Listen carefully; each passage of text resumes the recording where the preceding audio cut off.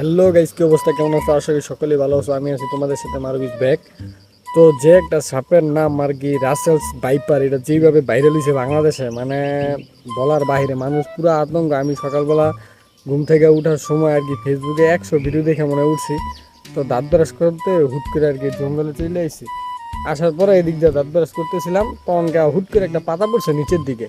আমি তো ডরে সে, আমি কিরে তাড়াতাড়ি চ্যাপ্টার দিয়ে গলা টলা ডলা দেওয়া শুরু করে দিছি। মানে কি একটা আতঙ্ক ভাই!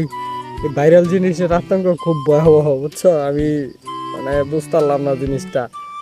সবাই সাবধানে থাকবা।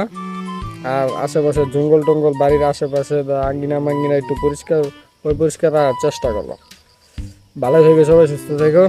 আল্লাহ হাফেজ, গুড নাইট।